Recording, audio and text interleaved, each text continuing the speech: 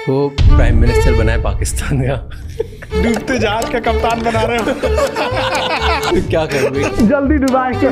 क्या चेंज करोगे? उसका देश ही चेंज करेंगे।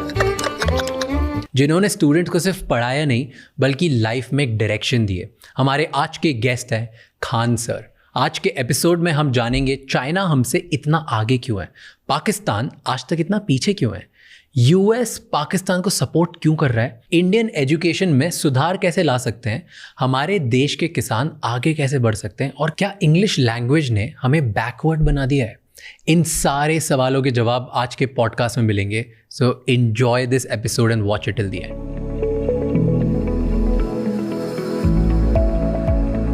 आज़ाद होने के बाद जब अपनी सिचुएशन थी 1950 के आसपास बात कर रहा हूँ मैं, 47 के बाद, उस टाइम पे चाइना की भी लगभग ऐसी सिचुएशन थी और शायद और ही गया गुजरा था। पर आज चाइना हमसे बहुत आगे दुनिया पर राज करेगा आने वाला फ्यूचर वर्ल्ड फ्यूचर चाइना का है। वो झूठा बात नहीं बोलता है कि हम विश्व गुरु हैं। ना हमारे यहाँ कोई काम की यूनिवर्सिटी जो वर्ल्ड लेवल में हम कह सके, ना कोई इंजीनियरिंग कॉलेज। ड्रोन तो बना नहीं पा रहे हैं, दूल्हा का ड्रोन बनाने वाला चाइना से आ रहा है, जबकि युद्ध ड्रोन पे चला जा चुका है। तो हम लोग फॉल्स ईगो में हम लोग नहीं जी रहे, हम लोग जी रहे हैं। चाइना ऐसा नहीं करता है। आगे निकल क्यों गया चाइना? एक होता है रियलिस्टिक सोच, एक होता है आपका आइडियोलॉजिकल, काश ऐसा होता, दुनिया ऐसी होती। तो हम लोग उसमें जी रहे हैं। और चाइना रियलिस्टिक है, भाई सड़क बनेगी काम खत्म। अब हम लोग को क्या है कि इंग्लिश थोपिए। इंग्लिश थोपने के चक्कर में 70% स्टूडेंट की जो नॉलेज है, जो वर्क फोर्स है, जो उसका टाइमिंग, वो इंग्लिश में चला गया। यूपी, बिहार, झारखंड के बच्चे जो एक मेजर पॉपुलेशन को होल्ड करते हैं, हरियाणा से लेके आप उस नॉर्थ बेल्ट को ही पूरा पकड़ लीजिए, इतने लेबोरियस बच्चे हैं। बट क्या प्रॉब्लम क्या है कि उनके पास पैसे की प्रॉब्लम्स है। पैसे की प्रॉब्लम होने की वजह से अच्छे स्कूल नहीं है, और अच्छे स्कूल ना होने की वजह से उनका इंग्लिश पे कमांड अच्छा नहीं है। अब वो अपने आप को लो फील कर रहे हैं बिना मतलब का। हम भी इंग्लिश मीडियम में मेरे घर वाले पढ़ाएं, 12-13 साल इंग्लिश मीडियम में पढ़ाएं। हम एक ही चीज़ सीखे, मे आई गो टू ड्रिंक वाटर। उसके बाद कुछ बुझाया ही नहीं हमको। 1970 के आसपास में चाइना में माओ जेडोंग आए थे। उन्होंने कहा कि भाड़ में जाए तुम्हारा अंग्रेजी, मंडारिन भाषा बोलो, उसी में सीखेंगे। आज आप देखिए, वहाँ का प्राइम मिनिस्टर को भी इंग्लिश उतना अच्छा से नहीं आता है, प्रेसिडेंट को भी नहीं आता है। तो क्या दिक्कत है? क्या बराक ओबामा को हिंदी आती है?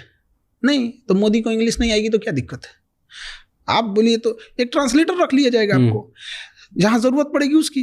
तो जो ब्रेन वर्क होना चाहिए था मेन काम पर, वो हट गया। और ये चाइना में नहीं हुआ। चाइना में नहीं हुआ। आपको चाइना में आप टॉप लेवल की बात करें, चाइनीज बोलेगा वहाँ। उसने टेक्नोलॉजी लगा ली, रियल टाइम कन्वर्टर लगा दिया आपको। वो तुरंत आप कान में लगाए रहिए, आप बोलिएगा तुरंत कन्वर्ट करके बता देगा। टेक्नोलॉजी है कि नहीं वहाँ पे? तो एक चाइना में ये। दूसरा, चाइना में एक चीज़ हम देखें कि जो फैक्ट्रीज वगैरह है उसके अंदर जो वर्किंग हो रही है वो फीमेल देख रही है ज़्यादातर फैक्ट्रीज में फीमेल। जब फैक्ट्रीज से सामान प्रोडक्ट बन के बाहर आ रहा है तो उसकी मार्केटिंग, उसका सेल, उसका बाहर एक्सपोर्ट, उसकी ये चीज़ें वो मेल संभाल रहे हैं। मतलब मेल फीमेल दोनों है। अगर एक इंडोर संभाल रहा है तो एक आउटडोर संभाल रहा है। वो उनका अपना म्यूचुअल क्या देख कौन रहे क्या हैं, कर रहा है, कौन क्या कर रहा है। हमारे यहाँ फीमेल को अजीब करके रख दिया, उनको मतलब घर के अंदर रख दिया। हमने कहाँ फीमेल को जिम्मेदारी दी हॉस्पिटल में? आज देखिए, फीमेल डॉक्टर, फीमेल नर्स पे पूरा मेडिकल इंडस्ट्री टिका हुआ है। उनको मौका दिए, उन्होंने करके दिखाया। एविएशन दिए हम लोग ने फीमेल को। आज पायलट हो गए, एयर होस्टेस हो गए, फीमेल हमने दिया, उन्हें करके दिखाई। वहाँ पे हमने उन्हें जिम्मेदारी ही नहीं देते।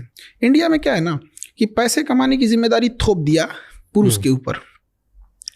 इससे बहुत अजीब गया कि बच्चा बाहर जाके कमा रहा है, बस इससे मतलब है कैसे कमा रहा है, मर रहा है, जी रहा है, सेफ्टी है कि नहीं है, रहने लायक है कि नहीं। मुंबई में देखिए, घर वालों को पता नहीं होगा कि यहाँ पे कोई कैसे कमा रहा होगा। आप बीच पे जाके देखिए, कोई छोटी मोटी दुकानें लगा के बेच रहा है, रात भर बेचारा कुछ कस्टमर आ जाए यहाँ पे। घर वालों को क्या चिंता है, पुरुष है, बेटा है, कमा के लाएगा यहाँ पर। और घर की इज्जत की जिम्मेदारी औरतों को दे दिया।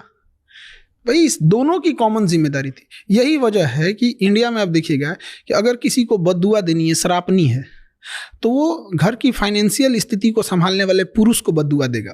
तुम्हारे पिताजी को नौकरी छूट जाए, भाई ये हो जाए। और अगर उसको इज्जत डाउन करनी यानी गाली देना है तो किसी पुरुष को गाली नहीं देगा और महिला को देगा। हम लोग महिला सशक्तिकरण की बात करते हैं और शर्म आनी चाहिए, दो पुरुषों की लड़ाई में भी गालियां एक औरत ही सुन रही है।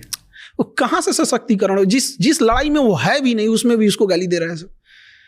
तो चाइना में ये सब नहीं है, वहाँ पे फीमेल पार्टिसिपेशन भी बहुत अच्छा है। वहाँ के स्टूडेंट्स में कुछ अलग है? वहाँ पे स्टूडेंट्स और यूनिवर्सिटीज या एजुकेशन वहाँ कोचिंग नहीं है, वहाँ कोचिंग वगैरह नहीं। रियली?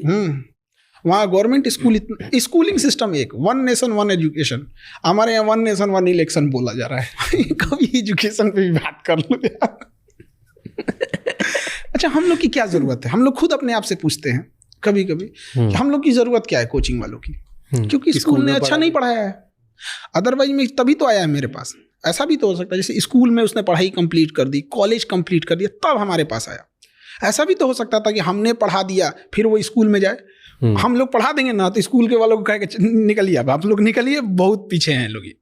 तो स्कूलिंग सिस्टम अगर अच्छी होती हम लोग की ज़रूरत ही नहीं पड़ती। चाइना में एजुकेशन सिस्टम एक जैसा है, इंडिया में भी अमीर हो या गरीब पढ़ाई एक जैसी होनी चाहिए, मेडिकल एक जैसा होना चाहिए।